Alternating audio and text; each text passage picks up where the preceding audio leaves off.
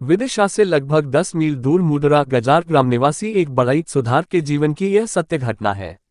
ग्रीष्म ऋतु में एक दिन संयोग से उनके मकान में आग लग गई। मकान में लकड़ी, घास और उपलों का भंडार था। मकान की छत बांसों और खपरेल से छाई हुई थी। मकान में लगी आग को देखकर बड़ई और उनके परिवार के लोगों ने अपना महत्वपूर्ण सामान घर के बाहर फेंकना आरंभ कर दिया। गांव निवासियों ने भी सामान निकालने तथा पानी लाकर आग बुझाने में बहुत तत्परता से सहायता की। मकान का महत्वपूर्ण सामान तथा प्राणियों, वृद्ध, बाल बच्चे, स्त्रियों सबके बाहर हो जाने के बाद कुओं से पानी लाकर अग्नि को शांत करने का प्रयास किया जाने लगा, परंतु पर्याप्त जल के अभाव में तथा वायु की गति विपरीत होने के कारण आग फैलती ही जा रही थी।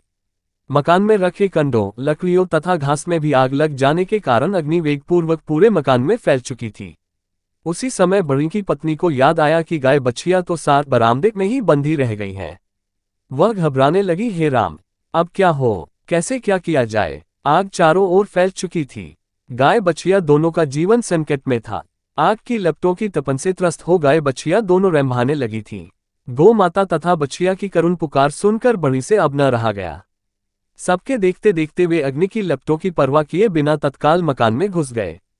सारा में पहुंचते ही तेज लपटों से उनके शरीर के कपड़े जलने लगे। वे उनको फेंक एक पल का विलंब किए बिना हो गाय बछिया के पास पहुंच गए और दोनों को सांकल से खोल दिया, परंतु आग ने तो उन निरीह जीवों को चारों ओर से घेर रखा था। वे निकले भी तो कहां से।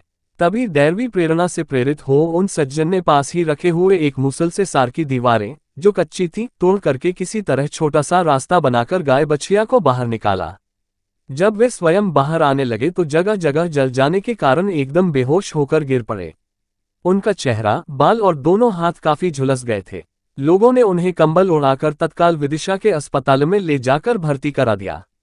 कुछ समय पश्चात जब उन्हें होश हुआ तो उनका पहला प्रश्न था, गाय बछिया को तो कुछ नहीं हुआ, वे दोनों ही ठीक हैं ना। उपस्थित लोगों ने बता दिया कि भाई, जहां तुम जैसे गोरक्षक हो वहां भला गौमाता का एक रोम भी कैसे जल सकता है। वस्तुतः भगवत कृपा से चमत्कारिक ढंग से गाय तथा बछिया दोनों के शरीरों पर आग का कोई भी कुप्रभाव न हुआ।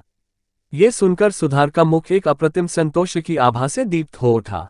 गौ माता के आशीर्वाद से उन बड़ई महाशय को शीघ्र ही आराम भी हो गया। ठीक होने पर उनकी त्वचा तो अवश्य ही कई जगह से सिकुड़ गई तथा हाथ पैरों में जलने के चिन्ह भी स्थायी रूप से बन गए, पर अब वे महोदय प्रसन्न एवं शांतचित्त हो जीवन यापन कर रहे हैं। पहले की अपेक्षा आज उनका जीवन अधिक सुखी, श्री संपन्न एवं शांतिपूर्ण है। गोरक्षा से सब कुछ संभव है।